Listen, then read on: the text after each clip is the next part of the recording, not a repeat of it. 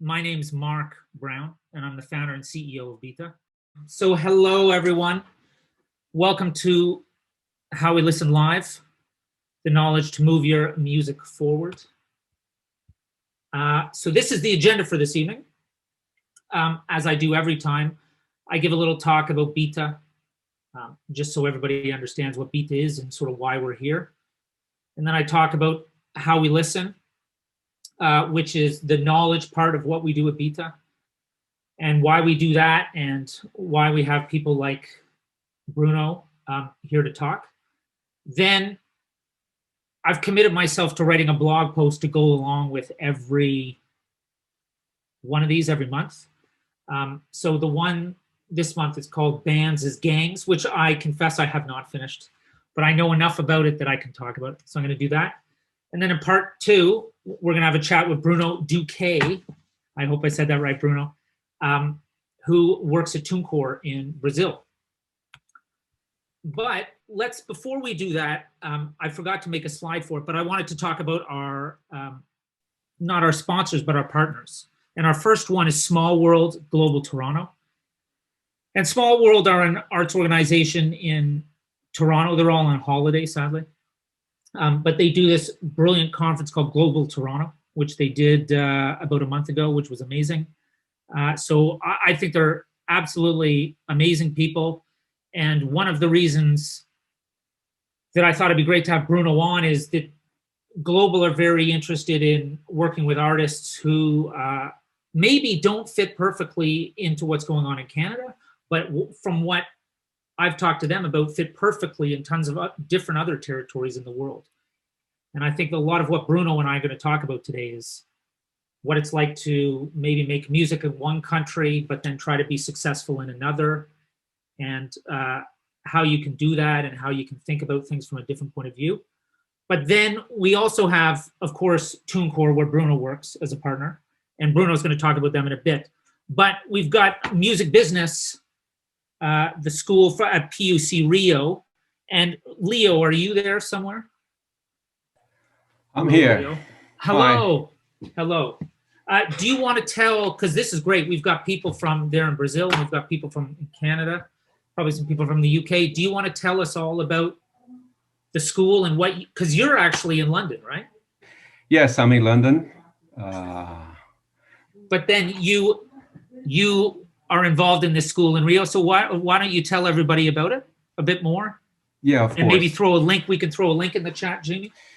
Yes. Hello, everyone. My name is Leo. As Mark said, I'm in London, but I'm Brazilian. And I've been involved in this project called School of Music Business in Rio, which is Música e Negócios. It's in Portuguese, and I'm gonna put the link in the chat in a bit. And well, it's basically a school that provides music business education for people interested in working in the music industry. And we've got more than 1,000 students now, so it's going pretty well, and it's a pleasure to be here. We've been following Byta and Mark Brown in everything they've done, and it's really important. So it's a pleasure to be a partner. Thank you very much, Mark. Thanks a lot. And why don't you tell everyone about what you're doing in London? Well, I'm finishing my master's here at Goldsmiths University, and it's about creative and cultural entrepreneurship, specifically about music industry, of course. And what's your paper on? Tell them about. Are you done your paper yet? Yeah, I have 2 weeks. You don't have to remind me all the time. Yeah. Sorry to stress you out, but tell everybody what it's about. Well, actually, it's about diversity and racial equality. So I've been doing some research about it, about music industry in Brazil, comparing with the United Kingdom and the United States as well. Wow, cool. And you promise you're going to send me a copy of it once it's done, yeah? I will. All right, brilliant. Thank you. Well, thanks for letting everybody know about what you do. So now let me just get back to my deck. People have been here before. You'll notice something different. We launched a complete new redesign of our platform yesterday. What's today? Tuesday. Yes. So if you want to take a look around, Byta.com, Jamie throw it in the chat. That's the biggest news we've got at our end. But again, for people who have never been here before, my name's Mark Brown, and I'm the founder and CEO of Byta. And maybe as you can tell from my accent, I'm Canadian. I started working in the music business there. Then I moved to the UK, and now I live here in Stockholm, Sweden. You can see all the lovely palm trees behind me here in Stockholm. And maybe to give, again, people who have never come to one of our events an idea, I started working at a very small artist-run record label in Canada, on the east coast of Canada in the 90s. So that's why I'm very big on DIY, do-it-yourself, and I come from an indie background. Then I moved to the UK. I worked at a label called Creation, so bands like Oasis, Super Furry Animals, Primal Scream. Then I worked at another smaller label called Pop Tones, and then I became an independent radio plugger. So I was paid by artists and labels to go and get songs on the radio at Radio 1 and stuff. So this was before you did the same thing for streaming playlists. It was all about radio. But then, being a radio plugger, I got pretty frustrated with the way people shared their music digitally. And I thought, well, I could do better than that. So me and two other people, a guy named Pete and a woman named Jen, we founded Byta. And at the same time, I decided, well, I don't want to live in London anymore. I'm just going to move to Sweden. So now I live in Stockholm, Sweden, and we run Byta as a distributed team with people all over the world. But what is Byta? Well, Byta is the platform that enables sending and receiving of digital audio in a clean, simple, and secure way, built for everybody, from the smallest of artists to the largest record companies in the world. And so what makes Byta different? Three key things. Embedded file metadata. We read and write the file metadata in audio files, all files, including WAVs.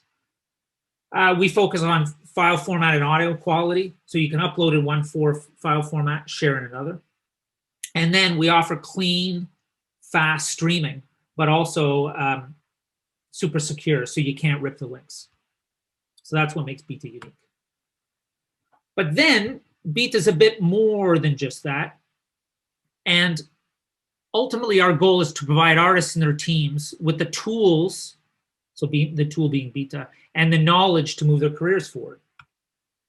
So again, Byta is a tool for sending and receiving digital audio. But then we realized that, well, a lot of people are looking for the tools to get the job done, but they're also looking for the knowledge, the understanding of how things work. And that's where this idea of How We Listen comes in. So what is How We Listen? How We Listen is an interview series we started a couple of years ago, where Byta interviews people about how they find and listen and experience music. And we've had loads of people over about a 2.5-year period.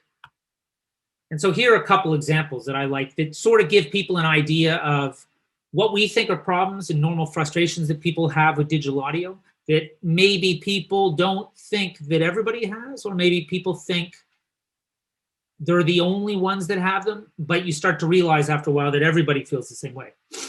So Ruby, a friend of ours who lives on the east coast of Canada, she says, my frustrations are links and emails or random private links that I have to go back to and remember where they exist or how I receive them.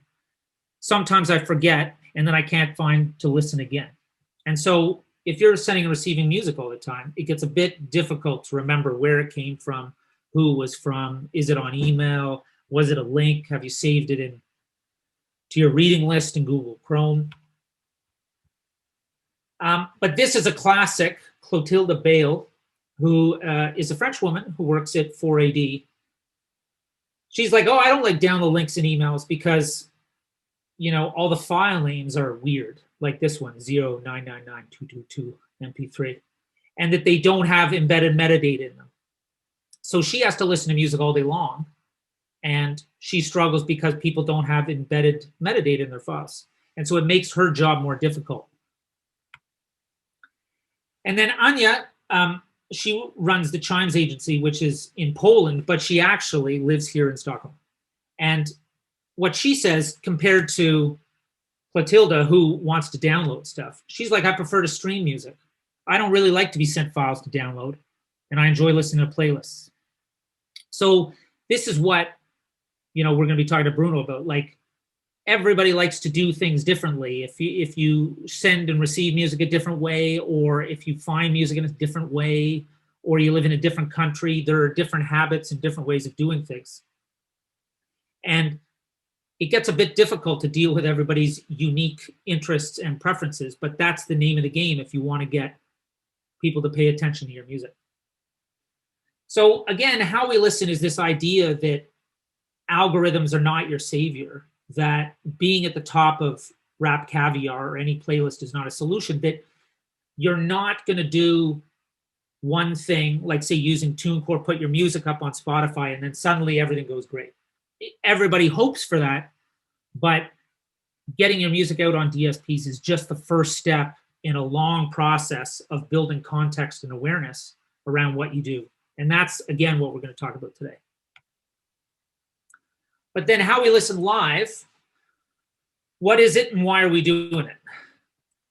Ultimately, how we listen is a live version of those interviews. And I think what happens is themes develop in these interviews, and you realize, okay, people still like to listen to CDs in cars because a lot of people have old cars, or people prefer streams for these reasons, prefer downloads for these reasons. And I think we also notice when I do a lot of workshops that people have a lot of questions about streaming, about playlists. And so we thought it'd be exciting to bring in someone every month who knows more about a certain specialist subject and can bring some new insight in verbal live form, instead of doing it in a set standard questions. And so that's basically why we do it. And so it's super important to mention everybody does this for free. No one gets paid for these events. And what we do instead is we give some money every month to Maytree, which is a safe place for people who are having suicidal thoughts. It's in London. It's very important to us for various reasons. And if you want to take a screenshot, or Jamie will throw the link in the chat, look it up. It's an important issue. It affects everyone. And so we feel that's our way to give back and to highlight something that we all feel is important. So now me, as I said, I write a blog post every month about a different subject, and visnomics.com is where there's a bit more information on me. But the one I'm writing now, I promise it'll be ready next week. Apologies, is about this idea of bands as gangs. And this comes from when I worked at Creation, and there were bands like Oasis or Primal Scream or the Super Furry Animals that you started to notice. I can't remember who told me about this, but you start to notice that they act and dress and sort of operate in the same way. And I would say that Primal Scream are a perfect example of that. And so the key points of what I'm writing about are this idea of like that bands or duos or artists or maybe even individuals, they have their own style and their own way of being that you do start to sense after a while. And that's the context. It's not just the music, it's the context around the people who have made the music. And so the reason I've written down the fifth Beatles is this idea that, say you're just a single artist by yourself, you still have people around you who are helping you to define who you are. And if you look back at bands like the Beatles or the Rolling Stones back in the 60s, some of their managers or their producers or the people around them, even their press people, helped define who they are. They looked and dressed like the band. And you realize that artists and their teams create a culture around them. And another thing I've been thinking about is it's the same at a startup or at a company you work with. At the start, it's small. There's a small group of people and everybody learns to work together and they develop a culture out of that. And you don't really notice at the start. I'm sure if you talk to a band and said, hey, why are you the way you are? they'd be able to give a couple reasons, a couple descriptions, but they wouldn't really know the essence of that. And I think it's the same in small companies, that a culture develops, a way of working, certain values, what's important, what's not important. But then moving into what we're going to discuss with Bruno is, I think you can take this concept of groups of people that have sort of common interests or perspectives or views, and it works on a macro level. So when I think back to when I lived on the East Coast of Canada in the 90s, there were very distinct scenes across Canada. There were 3 Canadian independent record labels that were quite prominent, and they were all different, and they had their own different atmosphere in the bands and the way they sounded. And so much as you can have groups of people, maybe 3 or 4 people or 5 people, you can have them as larger little ecosystems. And then, I don't know if anybody was here for the first event we did with Hugh Stevens. He talked about how you do things, you start locally. And 20 years ago, local was, you go to your record store, you sell them some of your CDs or albums on consignment. And then, you build out from there, and then you go to the next town. But I think what's really different today, and I think this is an amazing thing, is the idea that local is something that maybe lives on the internet or lives in your mind, in your heart, that you can be local together no matter where you are. And I think that is the perfect lead into what Bruno and I certainly want to discuss. And so we could, this post, which hopefully we'll mail it out to everyone, but you can think that artists and bands have their own culture around them, but then that scales up to where scenes, and both local scenes in a physical sense, but local scenes online, create an environment where people can be who they are and who they want to be. And I think that's super, super important to think about as an artist or as someone who works with artists. A couple more small things. We got a Facebook group. Jamie will throw that link in the chat. So if you want to keep up on what we're doing. And then we've started putting our videos up on YouTube, because I know some people, they sign up and then they can't make it. So what we do is we send the audio out about, what would I say, like a week or maybe right after, I think it is. And then the videos go up about 3 or 4 weeks later. That's me on the beach with my toque on in the middle of winter in Sweden, which is embarrassing, but that's the thumbnail they used. So if anybody has any questions, I can take those now. But yeah, Bruno, welcome. How's it going? Hey, Mark. Good, and you? Thanks very much for the invitation. Oh yeah. So let's talk about the weather first. Where are you right now?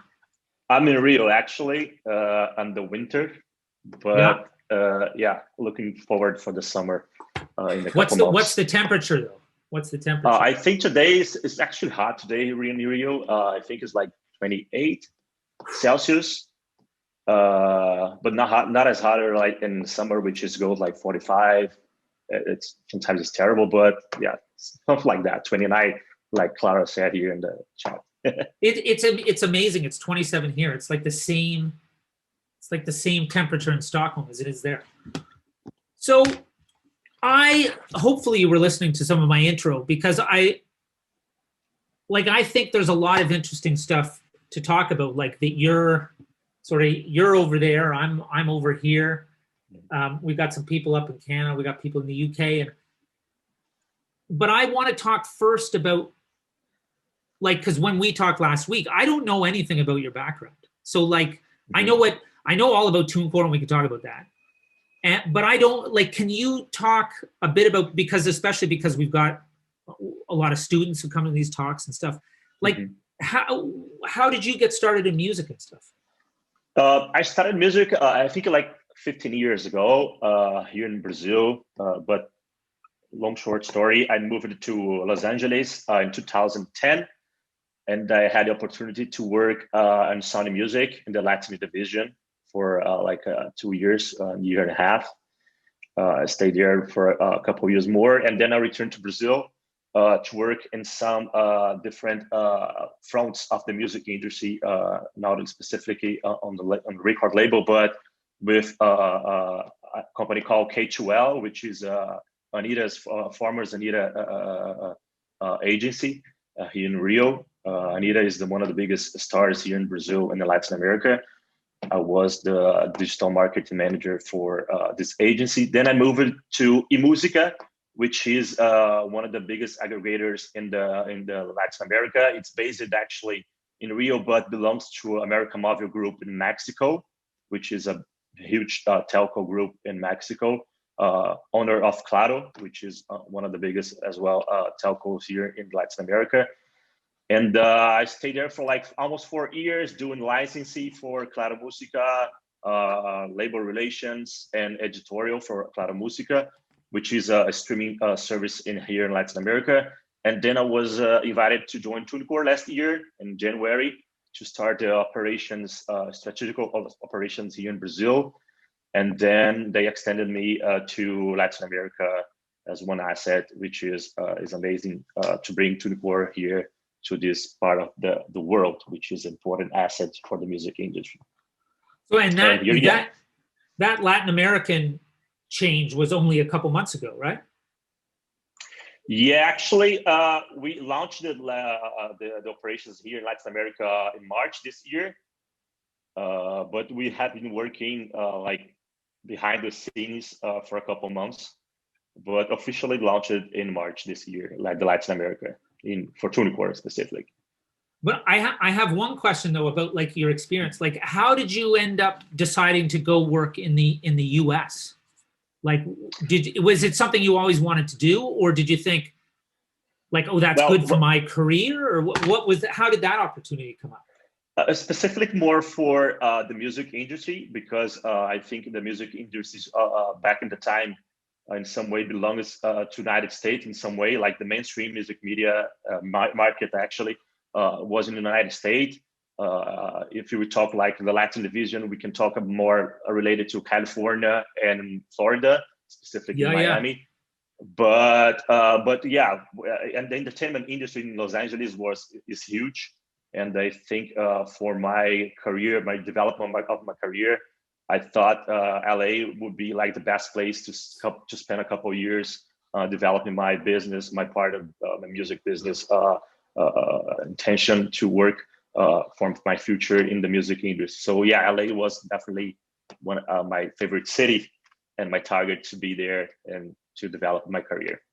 Wow, cool. So let's talk a bit about TuneCore then, because I'm assuming everybody will know that you need a company like TuneCore, or there are other, what they say on the BBC, other services are available, I think is what they say. Yeah, exactly.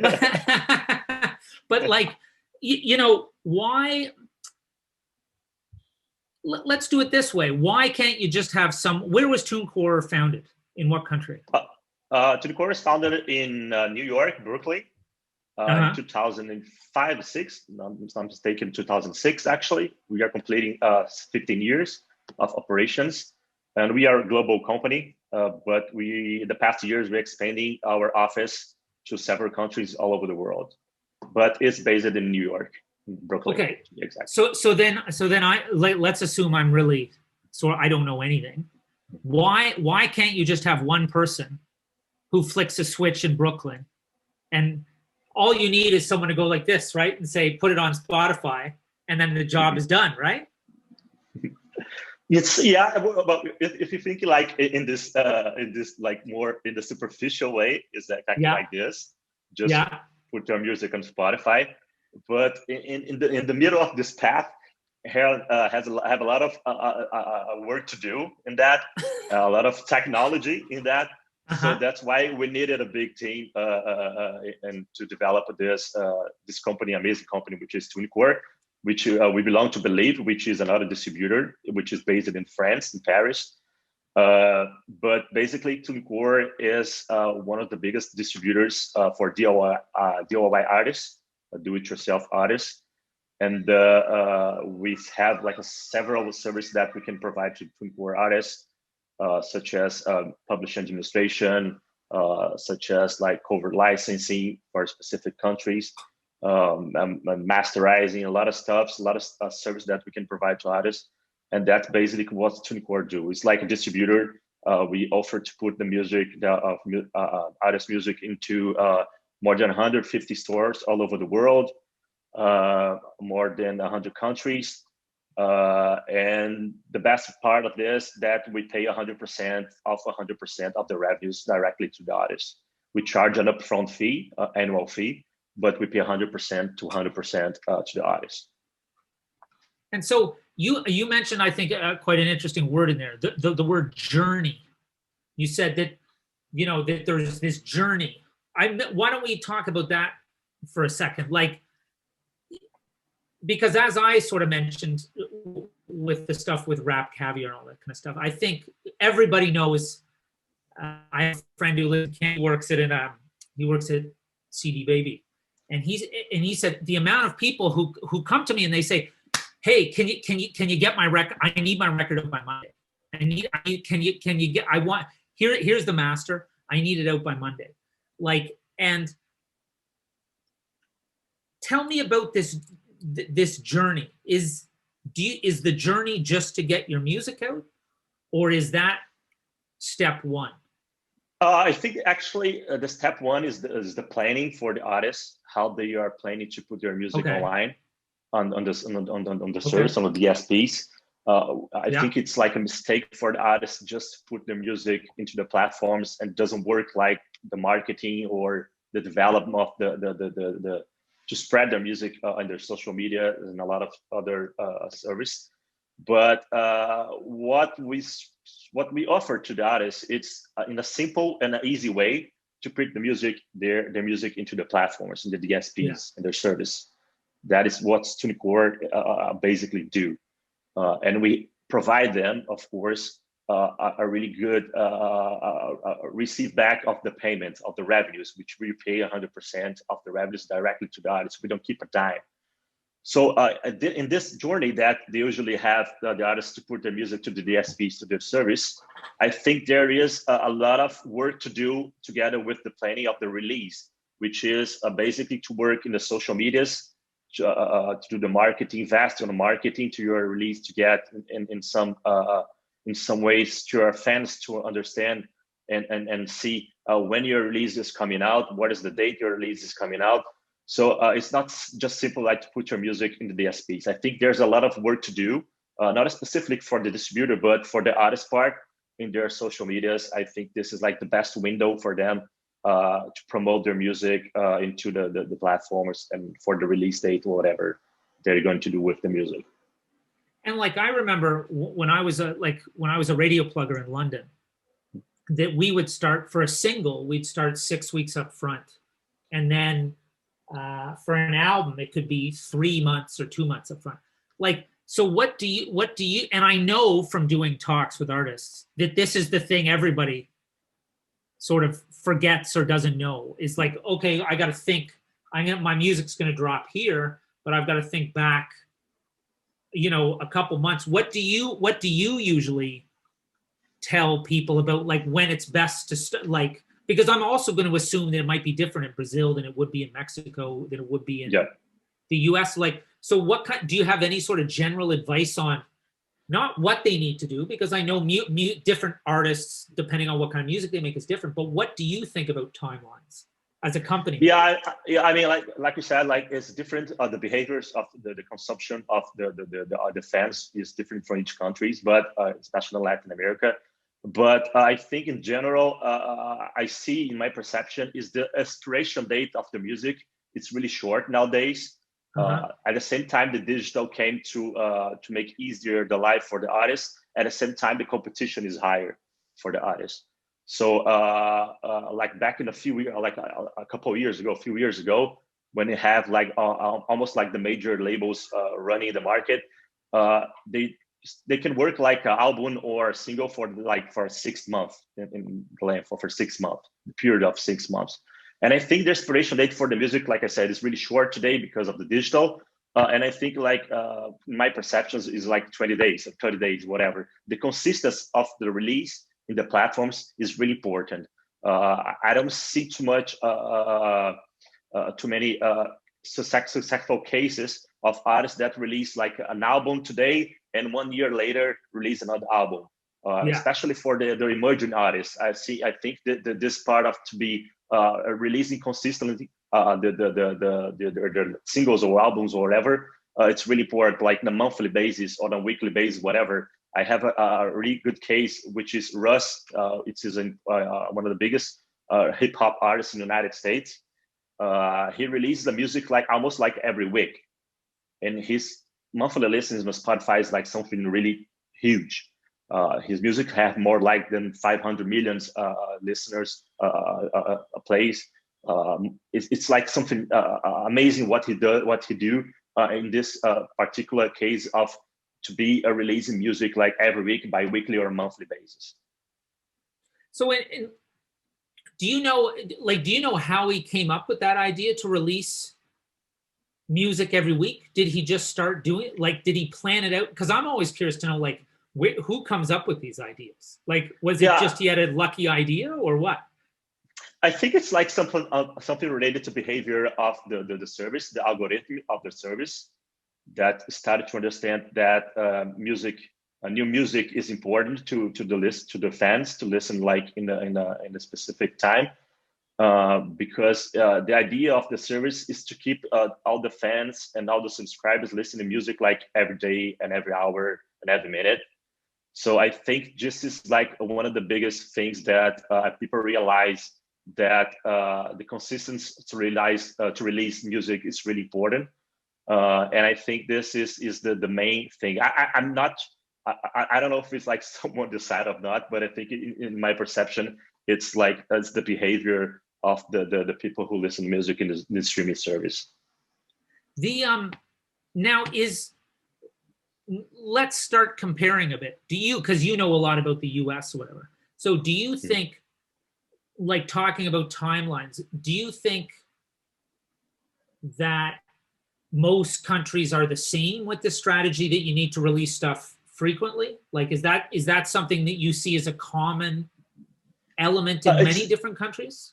Yeah, I mean, like, depend of the genre. Sometimes, like rock bands, they usually release more albums than singles, and they don't release like a lot of releases like in the regular basis.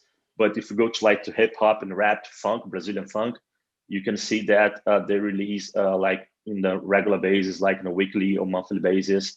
The releases. It depends. Like I said, it depends of the country, like the genre we are speaking. But mostly, I think it's like I said, it's the behavior that the listeners are looking for in the streaming service.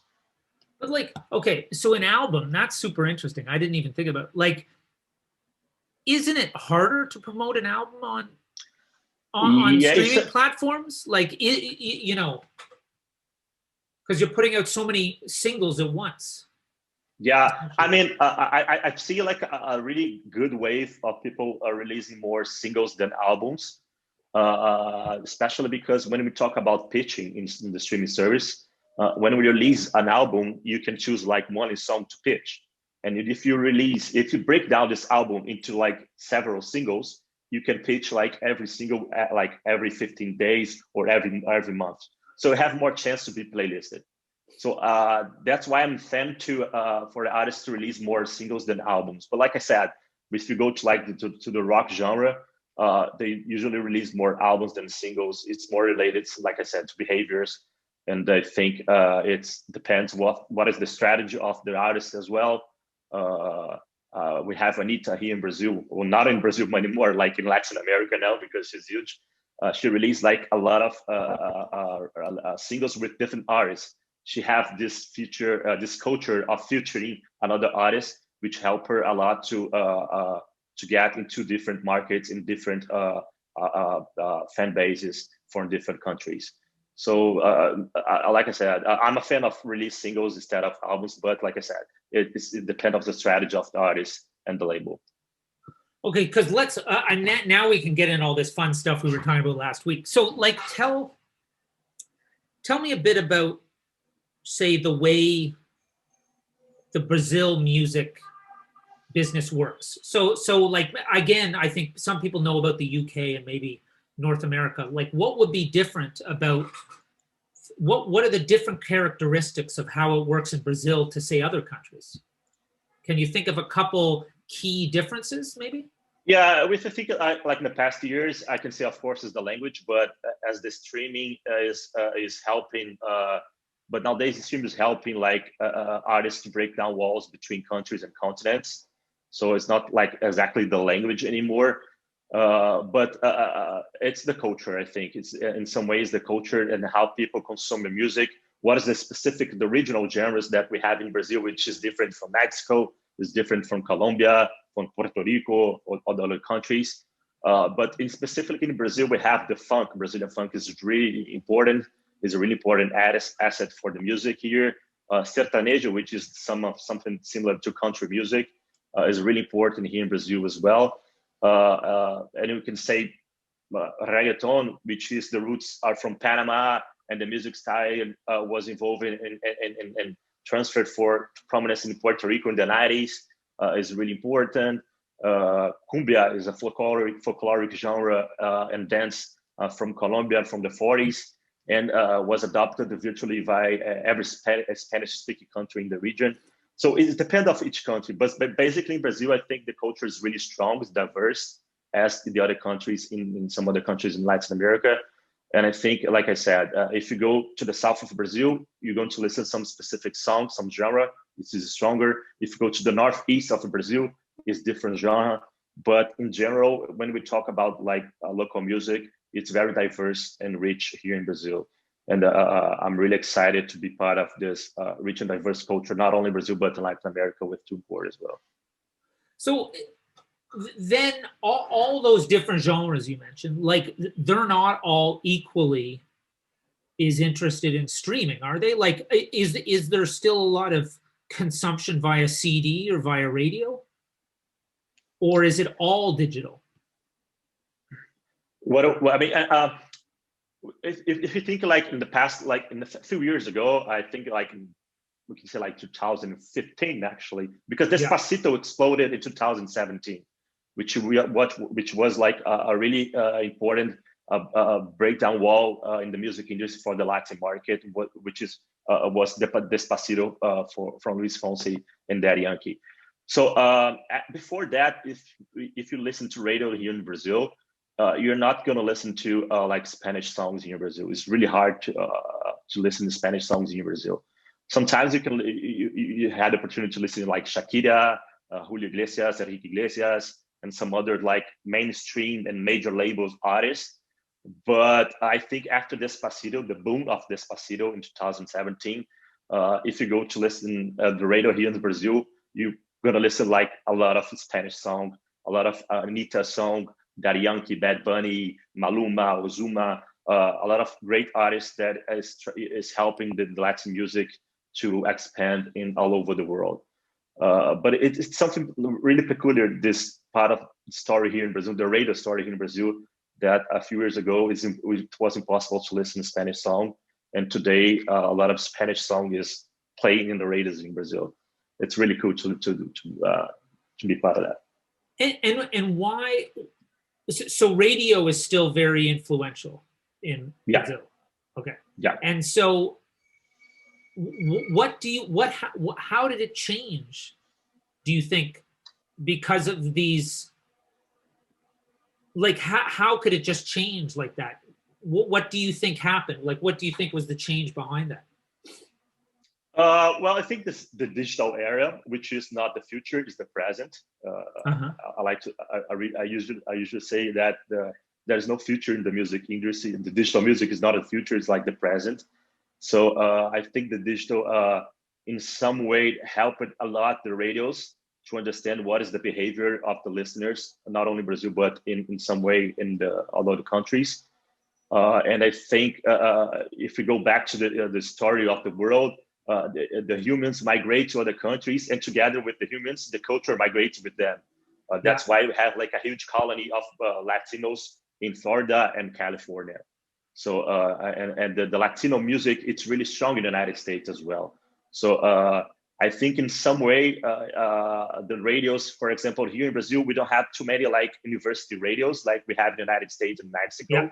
Yeah. It's really important in the United States and Mexico, but not in Brazil specifically. We don't have like too many university radios with this importance as we have in the United States. But basically, I think the digital in some way helped a lot of people and how they listen to music, because nowadays it's just go to an app in your iPhone, on your Android phone, and go to Spotify, Deezer, Amazon, whatever, and listen to music, choose your music. I think this part of you can choose your music is a differential, because in the radio you have to listen to what comes next, what is the DJ is playing, host is playing. But the digital it gives you the ability to choose the music you want to listen to, and you can create your playlist and your own radio, let's say that, for your what kind of music you want to listen to. So like, are you sort of saying that maybe before streaming, radio could do whatever they wanted because they set the agenda, but then after streaming meant that they started to realize, well, there are all these people in Brazil listening to Spanish music, so before they were forcing what they thought was right, but then suddenly it becomes, well, there's, Brazil is much more multicultural. There's a lot more Spanish influence coming in music. We need to reflect that on the radio. Do you think that's what was happening? Yeah, let's go back, for example, the 90s when we had all the three major labels, which is Sony, Warner, and Universal. Basically, their investment was towards specific to radios and shows and concerts. We didn't have like any digital big application or website back in the times. So radio was definitely like the main source for the labels to spread their music to the fans in Brazil or other countries, whatever they're doing in terms of strategy. And with the digital, like I said, now the people who was only listening to music, now they are part of the project. Now they are part of the strategy of the labels. So because people can listen to music and choose the music in the streaming platforms. So so the labels needs to start thinking how they are going to put their music in the digital and make sure that the listeners are going to listen to music. I hear this music that they're releasing in this specific day. So I think in some way, like I said, digital came to help the artists and the labels, but at the same time, the competition is higher and they have to like build a strategy, different strategy, different from the 90s. And nowadays it's totally different how they do like the releasing planning for a release or a single or an album. Huh. And then like when we were chatting last week or whatever, you were telling me something about how, what was it that, so now there's more Spanish on the radio in Brazil, but yeah. Then you were saying that there was also, because you hinted at it 10 minutes ago, I think, where you said that a lot of artists do collaborations. And so I was thinking like, I think when we talked last week, I was talking about that Justin Bieber situation where it's clear he or his management or whatever, he's about to make a record. They pull in all the hot names, like Madonna was perfect at. She'd pull in all the hot names at the time to make a record of the time. But then you were saying it's quite common from a language, or was it from a language point of view that the Brazilian artists pull in Spanish artists? Do I have that right? You were tell me what we were talking about last week. I sort of forget. Yeah, in some way, yes. Like you mentioned, Justin Bieber, he did a collaboration with Luis Fonsi as well, Despacito, which is helped a lot to bring this attention to Latin music, of course, in the United States in the general scope. But we have a lot of artists in this collaboration culture, which is, I think, it's amazing. Like I said, it's helped artists to move to another countries. Like I'm gonna give you an example again of Anitta, which she did a lot of collaboration with Spanish artists. She did with one Italian, with a French artist as well. So she's really smart to do this kind of collaborations with different artists in different countries, because she can be able to get her music to get listened in different countries. I mean, if you think, like I said, like years ago, it was impossible for an artist to be on the top Billboard, top 10 Billboard, top 15 or 20 Billboard in Italia or in French in France or in Germany, whatever. But this culture of collaboration, it's helping a lot these artists to spread the music and bring more fans from other countries. Not specifically Anitta, I'm saying Anitta because she's a really successful case here in Brazil, but as we see a lot of other artists doing in the Latin America, like Ozuna, like Maluma, Daddy Yankee, Bad Bunny. Well, it's nowadays Latin America, like I said, is an important asset for the music industry. So it's we have a really good examples of this collaboration culture and successful there is going on in our music industry here in Latin America. So okay, so let's use Anitta. Like I don't know her music really, but like so she sings in. So the dominant language in Brazil is Portuguese. Yes. Yes. So she sings in Portuguese. When is that correct? Or does she sing in English? No. She sings like in Italian, in French, what? In Spanish, in Portuguese. Okay. Yeah, she's really smart. She's like a specific case here in Brazil that I really like. So what did she start? Like what did she start singing in? Like her first. She started singing. Records. She started singing here in Rio, specifically for the Bailes Funkies, which is like some funky Brazilian funk party we have here in Rio in Brazil. And she started from there. But she's like a really smart mind, and she started to build her career to the Latin market. So she started to do these collaborations with this. Back in the time was not in the mainstream, but and helped her a lot to get visibility in the specific countries in Latin America. But she started singing in Portuguese here in Brazil, like Brazilian funk, and then she strategically and smartly opened her scope and try and do this collaboration with Latin artists, not only in the mainstream but like in the mid and the lower stream of the market, Latin American. And it was a success. She was like amazing doing that, and she's an amazing artist. And then she also sings in like Italian and stuff. Yeah, she did a collaboration with an Italian singer. That's crazy. Yeah, she's smart. Well, she likes to study all the languages probably. So I think is one of the key takeaways for her. So okay, so I'm because I think you know living in Sweden, there are a lot of Swedish language artists. I remember in Canada, you sung in English or you sung in French, and then French there was a connection to France and all this kind of stuff. Do most people sing in Portuguese? Do people start by singing in English ever? In some way, yes, because when they do a lot of covers, they do like American covers or English covers, whatever. So they need to understand, of course, learn the English language. But I think the Portuguese nowadays it's an important language for the music industry. I think it's the Brazilian itself, like I said, it's an important country for the music industry.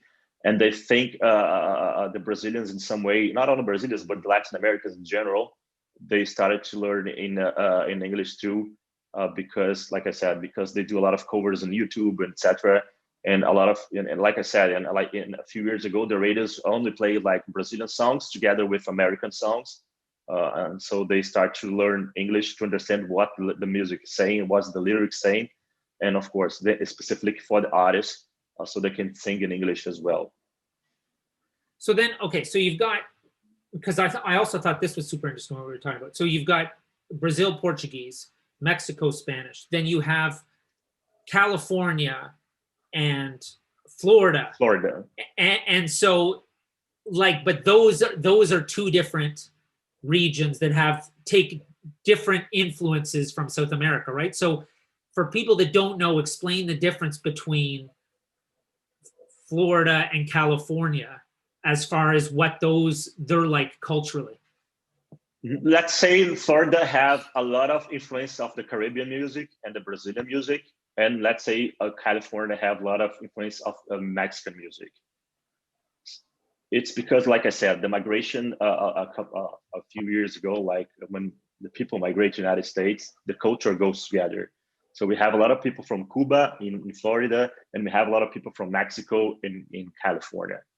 I don't know if it's something like geographical, but in some way help it to develop this culture more related to Caribbean in Florida and more Mexican in California. And so, okay, so I'm a new Brazilian artist, and I've got a bit of interest I'm getting a bit of radio in Brazil, like, and I sing in Portuguese. How do I? Because I think, like, there's tons of people there, but then you always want to try. Like, I think all artists want to try to go to different places and reach. So reach new markets. Like, what would I do as a new Brazilian artist to get noticed in other countries? Like, is that possible? Because or is there a language barrier? Is sort of what I'm wondering as well. Like,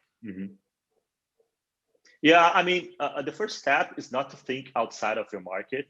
I think the first step for a Brazilian to make success, you need to be a successful artist in your country. I think this is like the most important and one of the most difficult steps on their career is to develop their music and their career inside of their own country. So I think this is like the first step.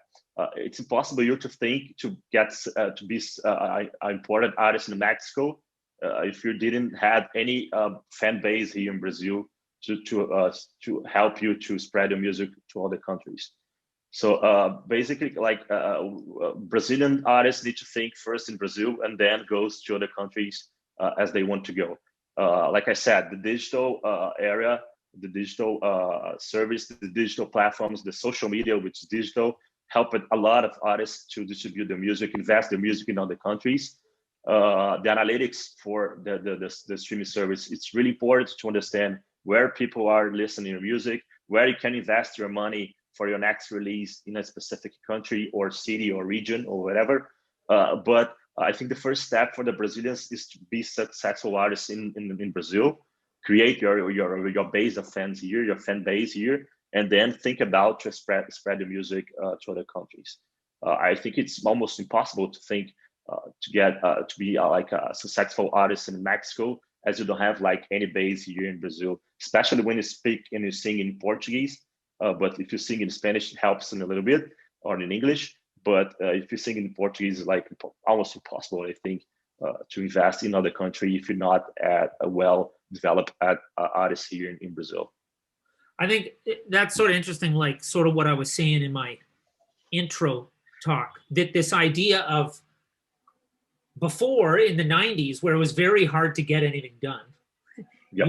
There was only one route forward. And if that didn't work, you're like, oh, this is never going to work. But now there's so many ways to do things that I think people think, oh, well, I could go around here. So basically what you're saying is people try, it doesn't really work to jump over all the steps.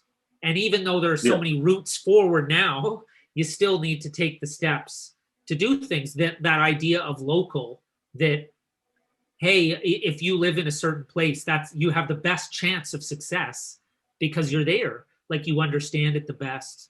And I think that's a really interesting point. Yeah, I mean, like, if you have the money, the sky's the limit. It's simple as that. But if you don't, who has the money in the music business? Yeah, I mean, like back in the 90s, the major labels like ruled the market and had like majority of the money. And if they want artists to be success in Colombia, they can invest a lot of money, and that the artist will be a successful artist in Colombia. But let's take an example like Brazil and Portugal, because we speak like the same language with different accents.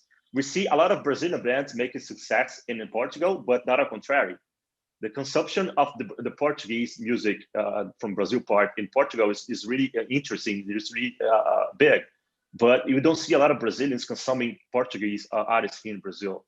It's almost, I mean, like I said, it's almost, you can listen more English and Spanish music in the radios in Brazil than Portuguese music from Portugal in Brazil. But it's really why weird. is that? What, like, because, like I think when you say that, I think of, Canada, you have Quebec, and you have, that's predominantly French, and they have ties to France, and you sort of think it's the exact same thing. It's like, I'm sure Quebecois music doesn't get played as much in France as French music does in Quebec. Like, why do you think that is? Like, because I would naively think, well, it's the same language, so what's the difference? What do you must discuss that. That must be something that people talk about. What do you think it is? Well, I think it's something related to, let's not be sticking to like cultural thing, but I think it's something like the behavior of the people who's listening to music in Brazil or in Portugal.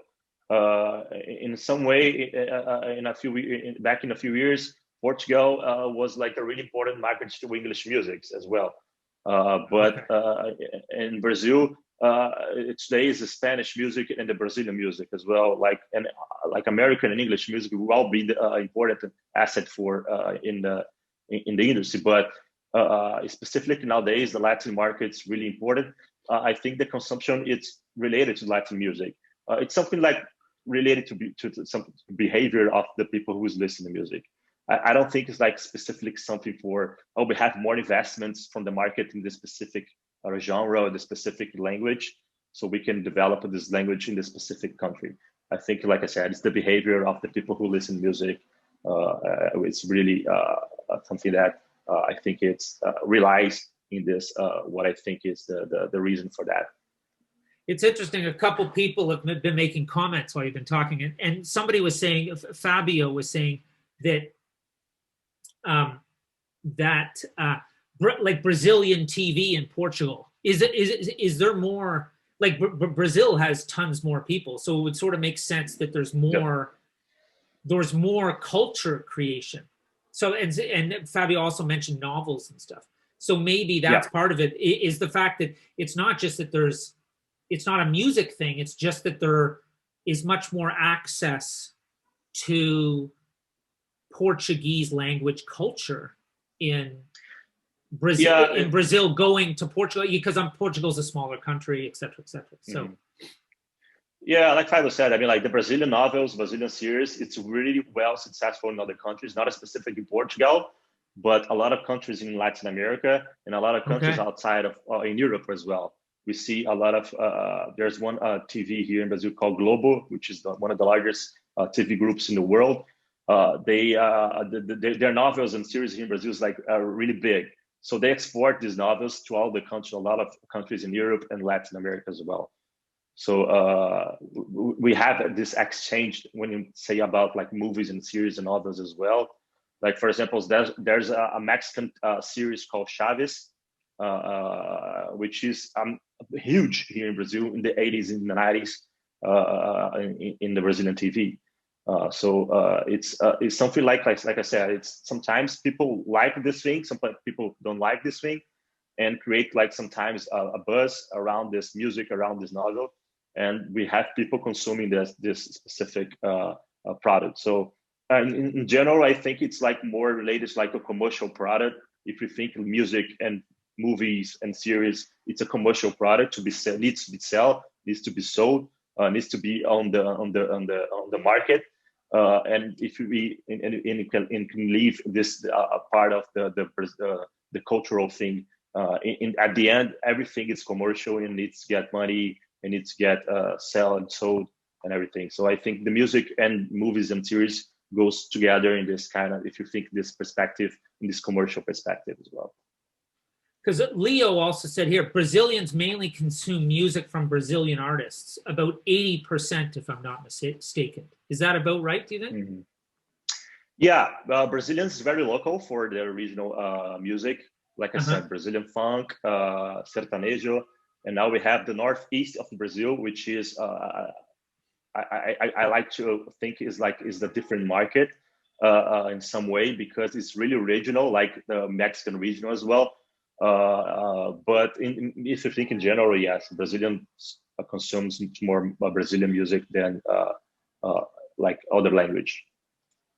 So first off, if anybody's got any, these comments are great, but if anybody's got any questions, let me know. But then I wanted to say, like, say I come from somewhere in Europe or somewhere in Canada, like, could I even how would I ever make impact in Brazil? Is it basically impossible? if I felt I made music that might be. We have a specific case from TuneCore artists in France.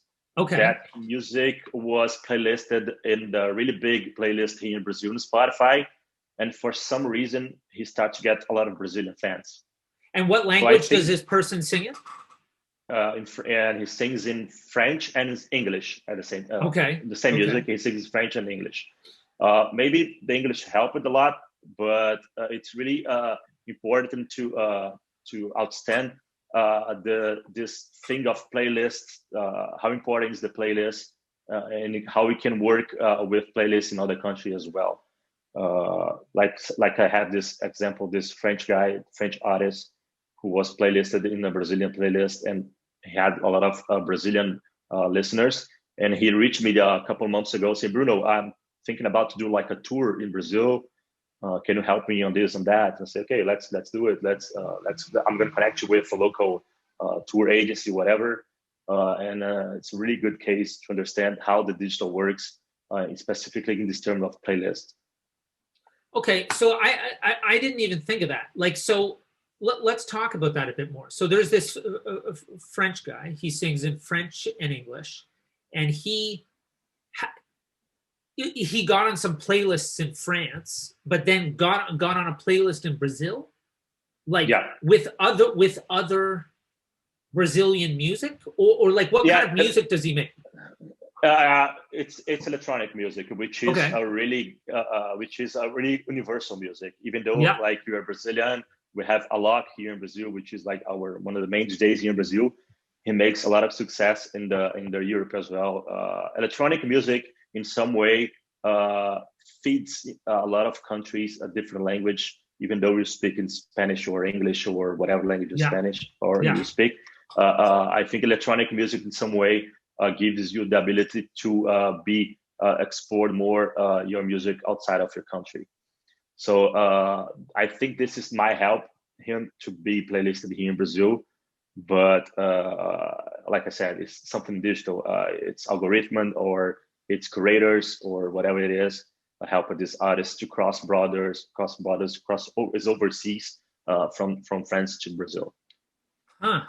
So now another thing I had on the list that I thought was super interesting was like sitting here in Stockholm or when I lived in London, you just sign up to Spotify and you pay your money and you had a phone plan for something else. We had 20 years ago, you could buy songs via your phone bill or whatever.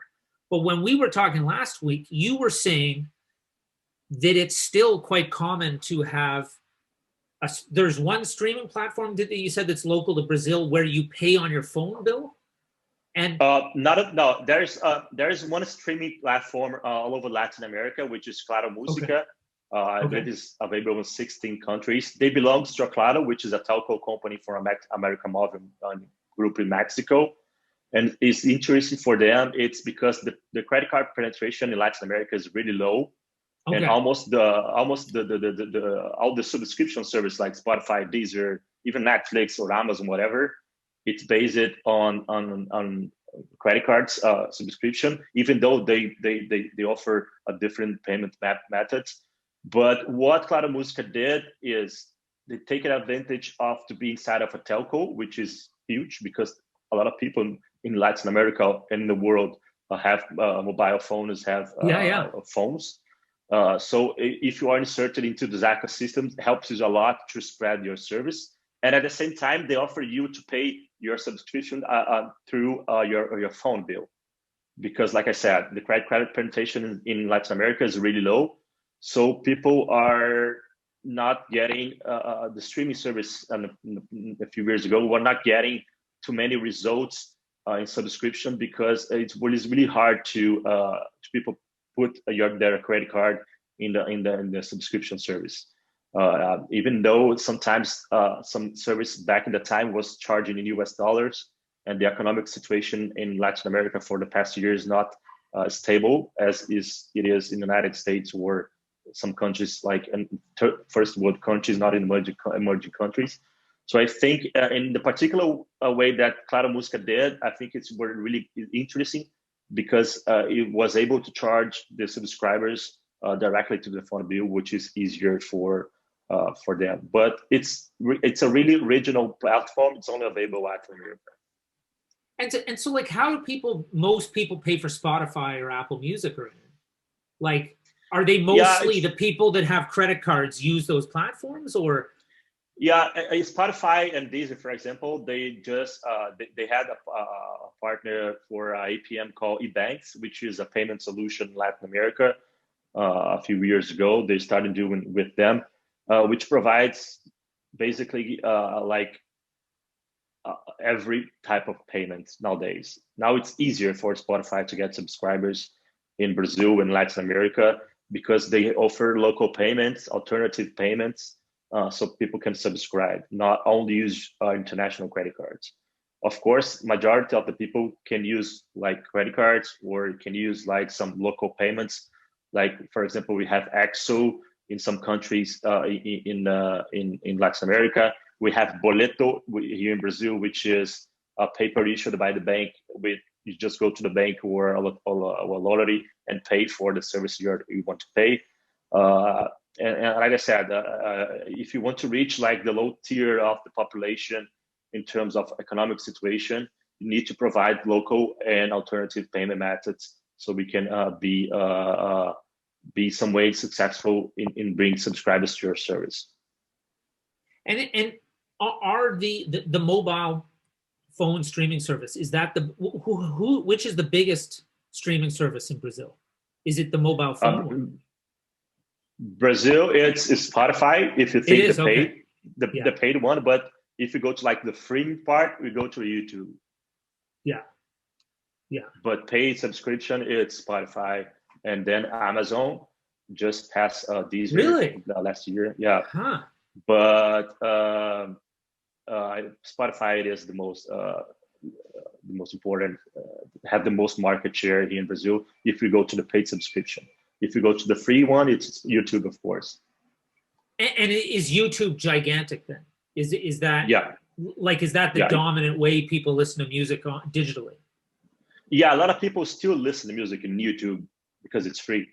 Even though they don't stay like with their phone like the bus. Go to work, like even though they don't stay like looking to the video, they just put the music playing and just leave the phone. But it's on YouTube. Like the video is playing, but they're just listening to the music. So in some way, like I said, it's the behavior of the person, of the culture, of the country, of the economic situation. It's depends. But it's brilliant. I don't know if you could see in the chat, Thiago just said, I have Spotify Premium and still prefer to listen to music in YouTube. You see, exactly. It's like the behavior of the person. Yeah, it's unbelievable. So like the other thing was this stuff, and I've this wasn't just you who told me about this. WhatsApp and music. Yeah.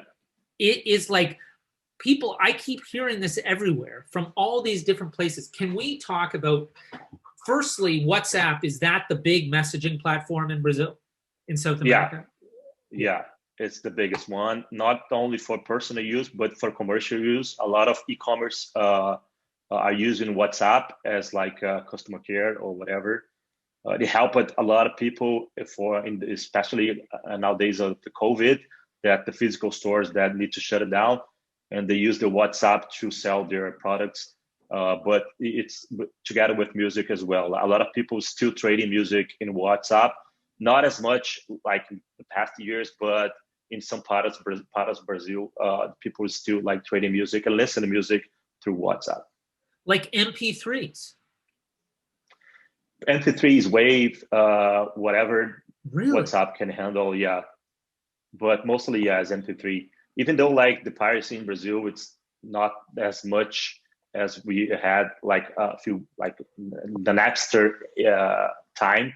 But I think people are still trading music for WhatsApp. But it's not something that we're not worried about a lot on that, especially myself, because I don't think this is moving too much the market. Like I said, there's a lot of different offers, a lot of different service providing really good and quality music in the streaming service, affordable for people. So I think this is not something relative for this. And then as we sort of wind down here, because we've been on for ages already, but like I've got a note here that we didn't talk about this last time. Did you say that rock music is the most popular genre type of music in Mexico? Yeah, officially, true? yeah.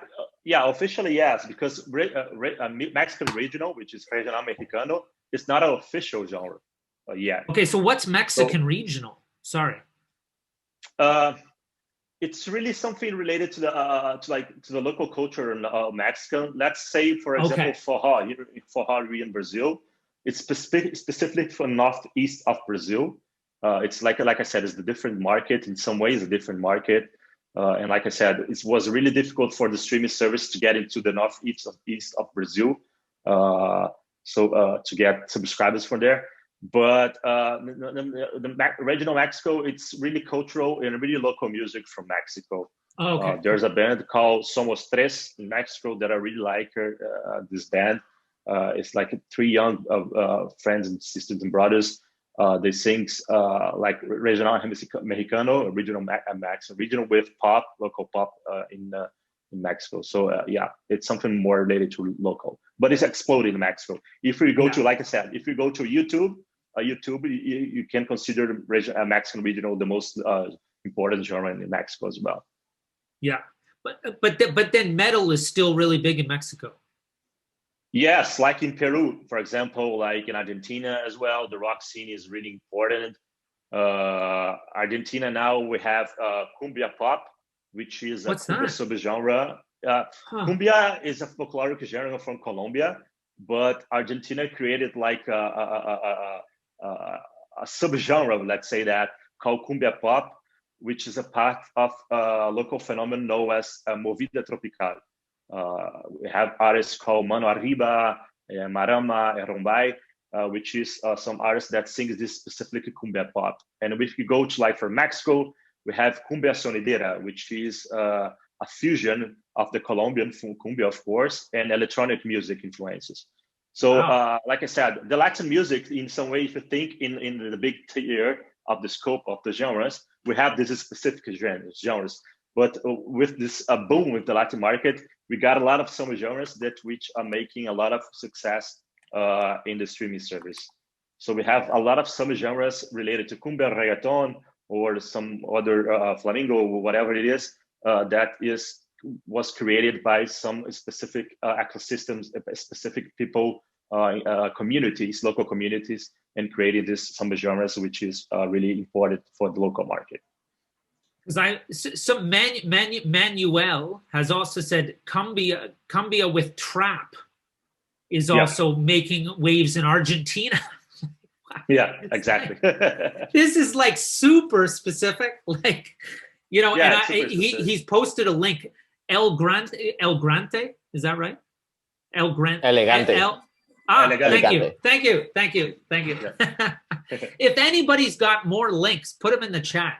Here, wait. I'm gonna copy this now. Before, just a second. I want to copy before I. Yeah, like God, this is crazy. Because it's like, just amazing. Like I said, like, it's really rich and diverse, the culture in Latin America. It's amazing. I mean, like how people can create different like fusion of genres and create like a movement, a genre specific for that. It's really amazing. And yeah, Leo, yeah, this documentary is amazing on the Netflix. I'm sorry. I'm sorry I'm so quiet. I'm copying all the links. But in like sort of final thoughts, like would it be fair to say that when you think about Mexico, South America, it sounds way more diverse and nuanced regionally than it is in North America or Europe? Like that is that the case, that it's just so much more like it's basically impossible to take one country and say this is the way it is. It's like, oh, it just depends on where you are, because even in Canada you have Quebec French music, you have English music, but you don't have music from like Canadian West Coast, you don't really have, or you don't, Mhm. you have like country music, like you have Nashville or whatever, but you don't really, when you think of, even when you were saying, when you think of when Florida and California, you're not really talking about California or Florida music, you're talking about South American influence music. So it's even that defines those areas. So that, even when we started today, I wasn't thinking, oh God, like it's so, like it's, how do you remember all this stuff? Like it's super complex to me. Yeah, and especially in the digital era, it's moving too fast. Like I said, I think it's the waves, the communities are able to transform the music like too fast. And I think specifically for Florida or California, it was like people migrating from Caribbean or from Mexico, for Venezuela, from Central America, whatever, to the specific regions. And like I said, when people migrate, when human migrates, the culture migrates together with them. So I think was one of the most important things back in the time of the history, that why this communities in Florida is specifically for this type of music, and why this music communities in California is specifically for this type of music. So, like I said, it's a cultural thing, and I think this was the most important thing so we can spread our music, our Latin music, to the world. I think that's a perfect place to end. Really, I think that's a very beautiful way of explaining the situation. So thanks so much. Like I hope amazing. I copied all the links. I'm gonna have to download the chat. But if anybody has any more links, throw them in the chat. Sorry, go on. Yeah, I just want to thank you for the opportunity. I thank everyone for the comments and to be part of this chat. Feel free to everyone to reach me, and we can have definitely a second round of chat and conversation about. There's a lot of things going on in Latin America that we can spend like the whole day talking about. No, I know. Like I feel like we only just got going. Well, now we need to break it up into a series that we go country by country and talk specific. So we'll do that as a series next year. Yeah, definitely. Amazing. All right, perfect. Well, if you want to throw any of your details in the chat, why don't you do that now? So if people need to reach you, if you have any socials or anything like that, go right ahead. I will do it. My LinkedIn. Oh, Give me just a second. Oh, LinkedIn. How popular is that in Brazil? Not so popular, right? I mean, all the social networks in Brazil is like some kind of popular. TikTok is exploding in Brazil. I really like how people discover music on TikTok. And definitely it's my favorite, today is my favorite social media for independent artists to spread their music and be discovered. So I love TikTok, and it's vicious, but it's addictive. But but Facebook is huge in Brazil. Instagram is huge in Brazil as well. Yeah. Okay, well, thanks so much. And thanks everyone for coming. Thanks for tons of comments. Bye-bye. Ciao, ciao. Thank you. Bye-bye. Bye-bye. Bye-bye. Bye-bye. Bye-bye.